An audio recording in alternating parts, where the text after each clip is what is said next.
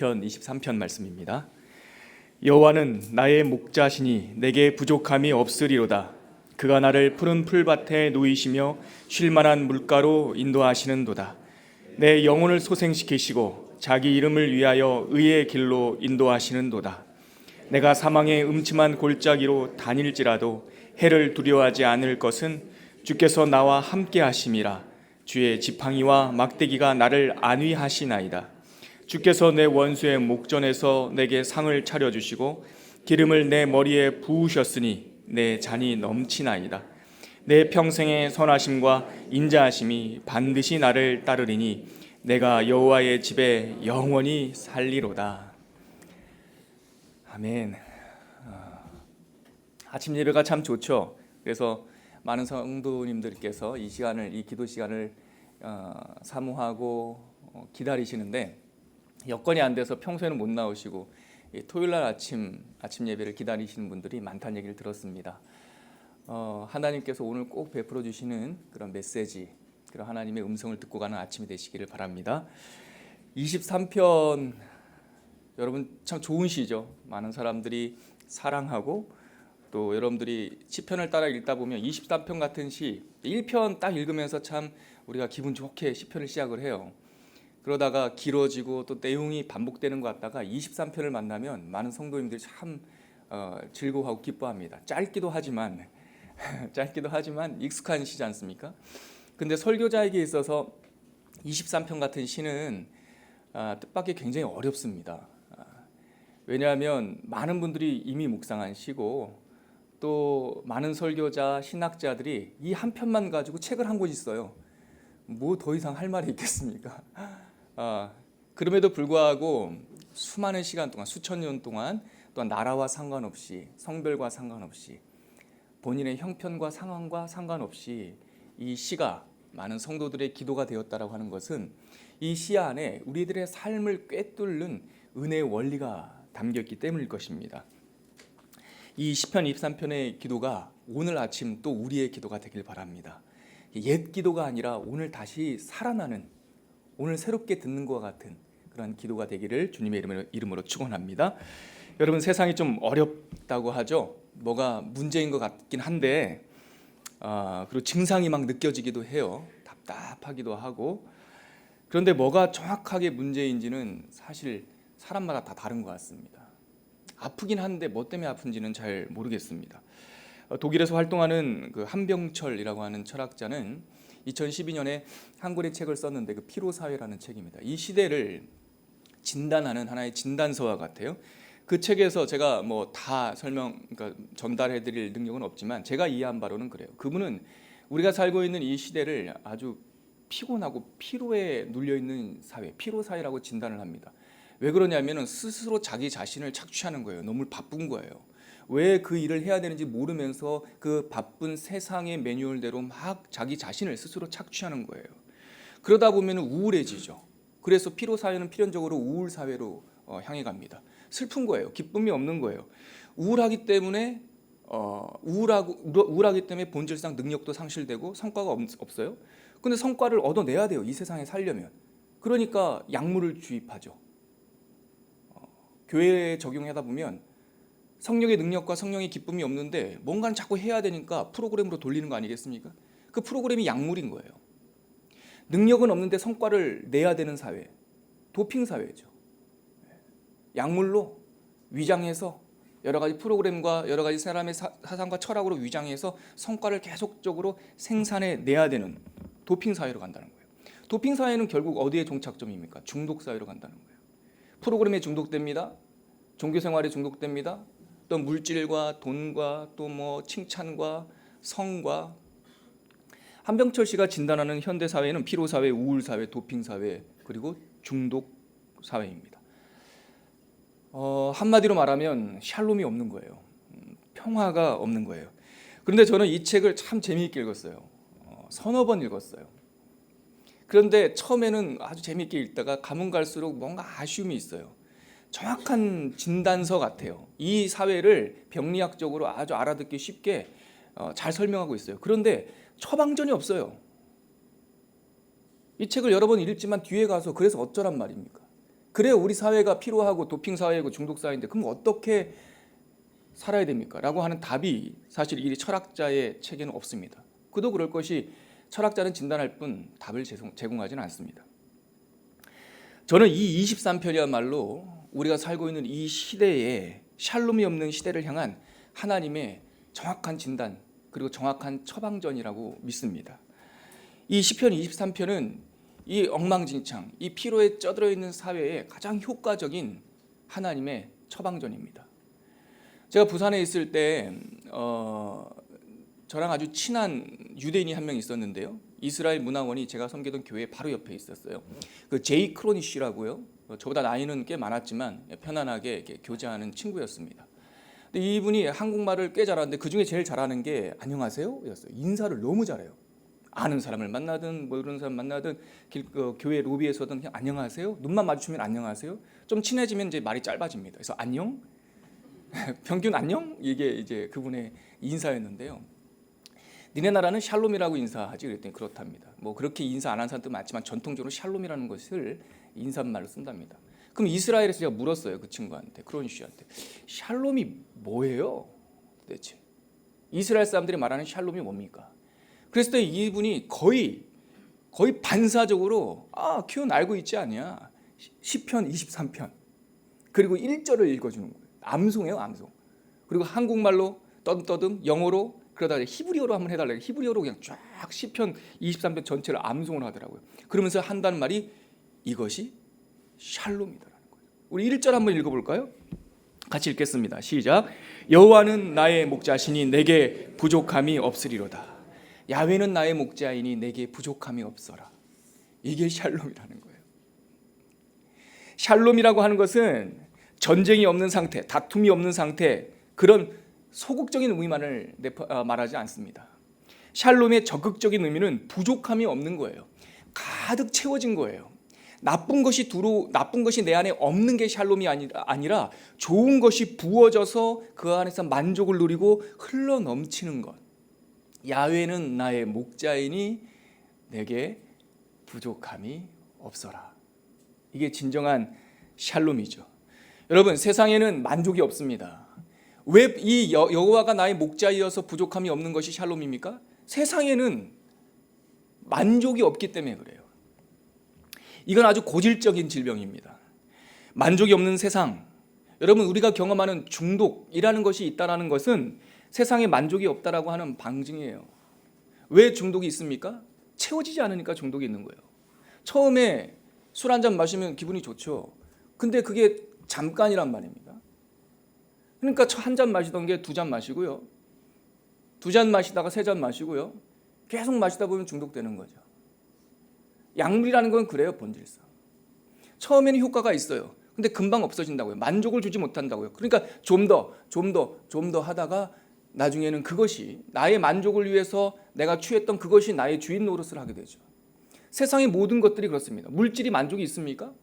처음에는요. 제가 얼마 전에 우리 목사님하고 이런저런 목사님들하고 얘기하다가 처음에 누가 나한테 10만 원 주면은 기쁘대요.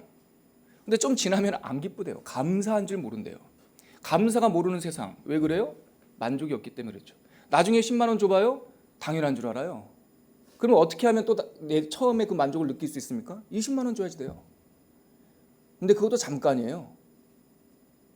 또 당연한 줄 알아요. 30만 원, 40만 원, 50만 원, 100만 원, 500만 원 물질에 중독되는 거죠. 왜 이렇게 좋은 직업과 좋은 자리에 있는 사람들이 돈 몇 푼에 쓰러집니까? 돈에 중독되어 있는 거예요. 만족이 없는 거예요. 부족한 거예요. 범사에 부족하기 때문에 중독되고 종살이하고 눈이 머는 거죠. 이 말씀을 기억하십시오. 야훼는 나의 목자이니 내게 부족함이 없어라. 만족을 느낀다면 자유를 누릴 수 있는 것이죠. 그런데 성경의 이 시편에서 우리에게 말씀해 주신 그 부족함이 없는 샘의 근원은 어디냐면 여호와는 나의 목자시니라고 하는 이것이 샘의 근원입니다. 다른 것으로 만족을 누릴 수 없습니다. 여호와 목자 되신 여호와만이 우리에게 만족을 주십니다. 여호와께서 목자라고 노래했던 이 다윗의 이 고백은 체험적인 거예요. 목자가 어떠한 능력 혹은 어떠한 역할을 우리들에게 어떠한 삶의 관여를 해주십니까? 우리를 이끌어 주신다라는 거예요. 그래서 시편 23편 2절과 3절은 인도하시는도다 라고 하는 동사를 가지고 두 가지 인도하심을 말씀하세요. 우리 2절과 3절 같이 한번 읽어볼까요? 그가 나를 푸른 풀밭에 누이시며 쉴 만한 물가로 인도하시는도다. 3절 내 영혼을 소생시키시고 자기의 이름을 위하여 의의 길로 인도하시는도다. 먼저 그는 푸른 초장 쉴 만한 물가로 인도해 주십니다. 누가요? 목자이신 야훼께서. 여러분 성경에는 물론 우리 성도들을 가리켜서 독수리 날개 치는 것으로 이사야서에 한번 묘사하고 있지만 성경 전체에서 나타나는 우리 그리스도인들을 향한 심상, 이 모습은요, 이 육식 동물보다는 나무로 비유하는 데가 많아요. 예. 독수리로 비유한 거는 거의 한두 번이고요. 대부분은 우리 성도들, 그리스도인들이란 도대체 어떤 사람들이냐? 나무와 같다. 근데 어떤 나무냐면 심겨진 나무. 어디에 심겨졌냐면 시냇가에 심겨진 나무. 이게 그리스도인이에요. 우리가 예수를 믿고 복음의 중생을 얻었지만 도대체 어떤 존재인지 모르잖아요. 옛날에는 우리가 예수님 없을 때는 육식동물처럼 정말 그 초원을 먹이 하나를 찾기 위해서 어슬렁거리는 그 하이에나가 우리였단 말이죠. 그런데 복음으로 우리가 하나님에 붙들리면 우리는 하나님의 시냇가 옆에 심겨주는 푸른 감람나무와 같은 존재로 존재적 전환이 일어나는 거예요. 방황하던 우리들을 하나님께서 그의 푸른 초장으로 인도하시는 거예요. 그래서 시편 52편 8절에는 이런 구절이 있습니다. 제가 제일 좋아하는 구절 중에 하나인데 그러나 나는 하나님의 집에 있는 푸른 감람나무 같으며 하나님의 인자하심을 영원히 의지하리로다. 그러나 나는 하나님의 집에 있는 푸른 감람나무 같으며 하나님의 인자하심을 영원히 의지하리로다. 참 좋죠. 샬롬이죠. 근데 이 52편 어떤 시인 줄 아십니까? 고난의 시입니다. 탄식의 시입니다. 세상이 말도 안 되는 일이 벌어진다라고 하나님 앞에 울부짖는 시가 52편이에요. 세상에 어마어마한 불의, 나쁜 것들을 앞에다가 막 기도를 해요. 세상이 이렇게 잘못됐습니다. 세상이 이렇게 말도 안 됩니다. 세상에 이렇게 나쁜 놈들이 주인 노릇하고 어깨에 힘주고 다닙니다. 세상을 정확하게 바라봐요. 그런데 이 시를 마치면서 8절과 9절에서 8절을 마치는 구절이 8절과 9절인데 그러나 나는 이러면서 바뀌는 거예요. 여러분 이 짧은 구절이 우리의 기도가 되길 바랍니다. 세상을 보면은요 말도 안 돼요. 어지러워요. 쉴 곳이 없어요. 푸른 초장은 고사하고 세상을 보면 다 광야 같아요. 그러나 나는 여러분 그러나 나는 세상의 그 배후에 있는 하나님의 섭리를 바라보셔야 돼요. 믿음으로. 세상이 엉망진창이어도 그러나 나는 하나님의 시냇가에 심겨진 푸른 감람나무라는 것을 고백하시고 선포하셔야 돼요. 목자이신 야훼를 만났으니 다윗은 하나님께서 나를 푸른 풀밭에 누이시며 쉴 만한 물가로 인도하신다라고 고백하고 있는 거예요. 여러분. 이것이 사실입니다. 또 어떠한 인도를 하신다라고 3절에 말합니까? 내 영혼을 소생시켜 주신다는 거예요. 여러분 이 구절 잘 보십시오. 내 영혼을 소생시키신다라는 말씀은 예수 그리스도, 다시 말해서 하나님을 만나기 전에는 죽었던 존재라는 거예요. 에베소서 2장은 우리를 가리켜서 본질상 진노의 자식, 공중의 권세 잡은 자들의 손에 붙들린 자, 허물과 죄로 죽을 뻔한 사람들이 아니라 죽을 뻔했던 그 위기에 처해 있던 사람들이 아니라 에베소서 2장 1절에는 허물과 죄로 죽었, 영어로 해도 done이고 한국말로 해도 done이었던 완료, 허물과 죄로 죽었던 너희를 살리셨도다. 목자를 만나기 전에 우리는 본질상 죽었던 사람이라니까요. 근데 목자를 만나면 우리의 영혼이 소생된다니까요. 다 사셨습니다. 여러분 사셨어요. 낙심할 게 없어요. 시편 23편의 기도를 드리는 사람은 살았음을, 목자로 인하여 살았음을 고백하고 찬양해야 돼요. 우리를 살려주신 후에 어떻게 합니까? 자기의 이름을 위하여 삶의 목표를 우리에게 주세요. 다 나를 위하여, 내 자식을 위하여, 칭찬을 위하여, 쾌락을 위하여 살던 인생이 하나님의 이름, 하나님의 영광을 위하여라고 하는 삶의 방향이 잡혀요. 삶의 방향이 잡혔다는 건 뭡니까? 길이 열렸다는 것이죠. 그래서 3절 후반절에는 의의 길로 인도하시는도다. 이제 어디로 우리를 인도합니까? 의의 길로. 여러분 이 의의 길로 인도한다라는 것을 유대인들은요 이 한 구절에 잠깐 멈칫해요. 왜냐하면 길을 찾았다라고 하는 것은 죄에서 해방됐다는 뜻이에요. 유대인들에게 죄라는 말이 뭡니까? 그게 하타라는 말로 써요. 하타라는 말이 죄예요. 이 하타라는 뜻이 뭐냐면 길에서 벗어났다는 뜻입니다. 그들이 하나님의 말씀으로 붙잡는 이 토라라고 하는 모세 오경, 유대인들이 말하는 모세 오경이 무슨 뜻이냐면 길이라는 뜻이에요. 캐논, 기준. 유대인들은 틀림없이 하나님의 말씀 속에 하나님의 길이 있다라고 믿은 사람들이에요. 역시나 우리도 그들은 희미한 길이었지만 내가 곧 길이요 진리요 생명이라고 우리 주 예수께서 완성된 말씀으로 우리에게 오셨으니 우리는 유대인들보다 더 확실한 구원의 길을 아는 사람들이에요. 그러므로 목자이신 예수를 만난 사람들은, 구원받은 사람들은 길을 찾은 사람들이에요. 벗어났던 길에서 돌아온 사람들이에요. 누가? 목자이신 예수님께서 그 의의 길로, 바른 길로 우리를 인도하시기 때문인 것이죠. 4절 한번 읽어볼까요? 내가 사망의 음침한 골짜기로 다닐지라도 해를 두려워하지 않을 것은 주께서 나와 함께 하심이라. 주의 지팡이와 막대기가 나를 안위하시나이다. 이 구절이 참 재밌는, 그리고 참 좋은 구절입니다. 내가 사망의 음침한 골짜기로 다닐지라도. 여러분 성경에 이렇게 표시를 하시는 분들은 여기 한번 동그라미 치셔도 돼요. 다닐지라도. 여러분 믿음의 신자, 구원받은 사람들이라고 해서 고난이라든가 어려움이 없는 그 무풍지대에 사는 사람들이 아니에요. 우리는 예수를 믿어도 사망의 음침한 골짜기를 지날 수도 있어요. 왜 그렇습니까? 내가 실수를 했기 때문에 그 실수와 그 거짓된 것을 덜어버리는 단련의 기간이 되기도 하지만 때로는 그 사망의 음침한 골짜기, 험한 길이 우리를 푸른 초장으로 인도하는 지름길일 수 있기 때문에 그래요. 삥 돌아가다 보면 가다가 지칠까봐 때로는 목자는 험한 길을 선택하시기도 해서요. 다소 위험하고 다소 힘들지만 가장 빠르게 시급하게 그곳으로 인도할 수 있는 하나님의 방법일 수 있다는 것이죠. 예수를 믿는 사람들도 우리 인생 가운데 사망의 음침한 골짜기와 같은 고난이 있습니다. 그럼에도 불구하고 우리가 세상 사람들과 다른 것은 찌라도예요. 다닐지라도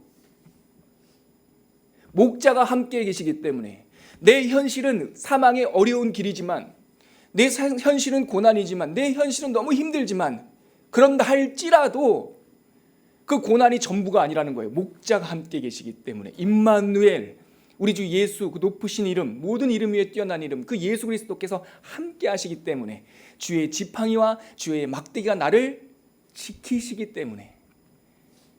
주의 지키심을 다른 말로 뭐라고 말합니까? 사랑이죠. 사랑. 우리가 어떻게 어려운 사망의 음침한 골짜기의 길을 이겨낼 수 있습니까? 사랑 때문에 이겨낼 수 있는 거예요.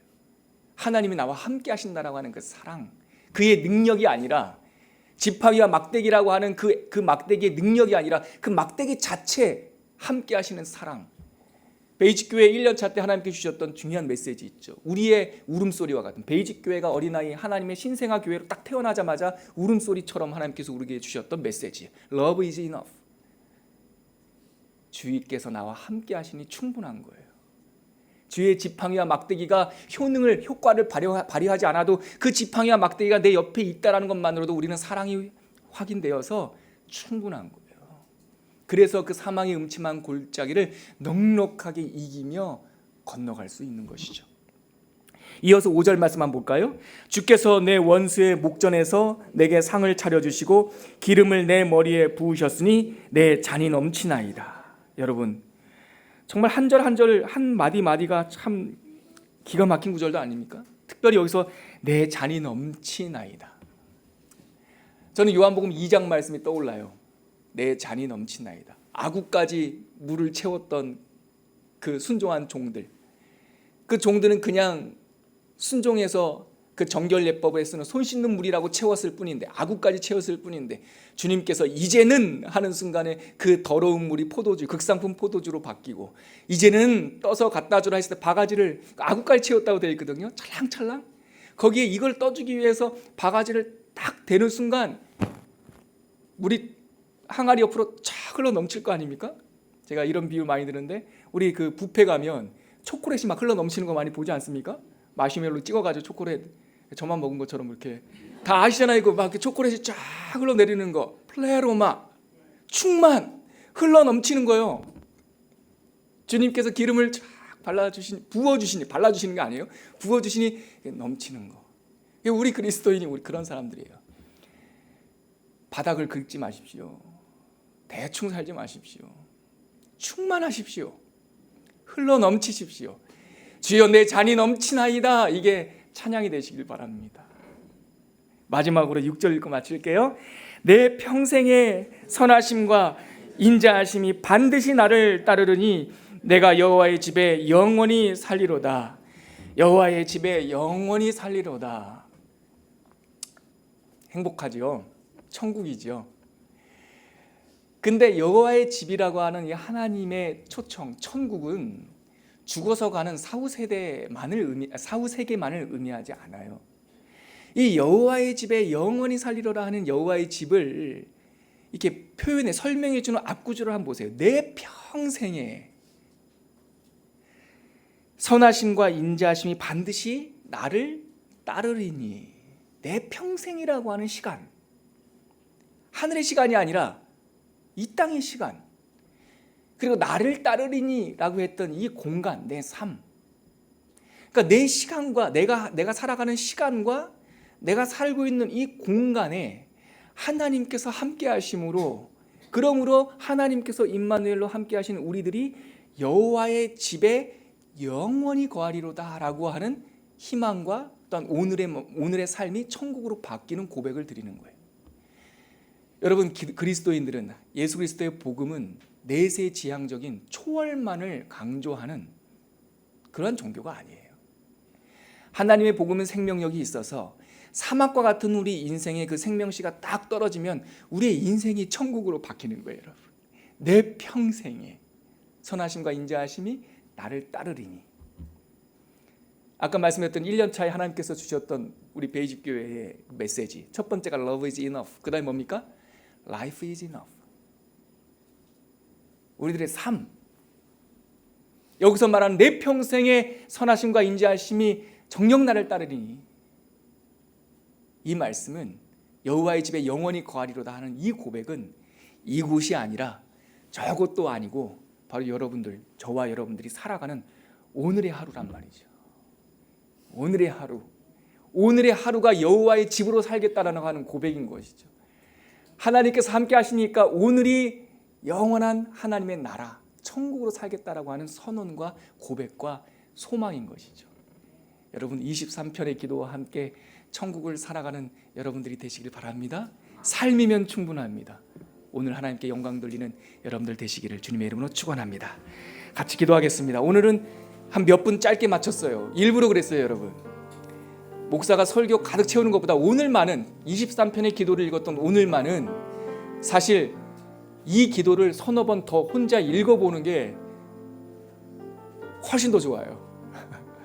우리가 이 시간에 함께 기도할 텐데 내 기도 잠깐 내려놓고 불이 살짝 켜 있으니까 이 23편 1절부터 6절을 작은 소리로 한번 읽으면서 읽어내면서 우리가 공동체 기도로 삼도록 하겠습니다. 함께 기도하겠습니다. 여호와는 나의 목자시니 내게 부족함이 없으리로다. 그가 나를 푸른 풀밭에 누이시며 쉴만한 물가로 인도하는도다. 내 영혼을 소생시키시고 자기 이름을 위하여 의의 길로 인도하시는도다. 내가 사망의 음침한 골짜기를 다닐지라도 해를 두려워하지 않을 것은 주께서 나와 함께 하심이라. 주의 지팡이와 막대기가 나를 안위하시나이다.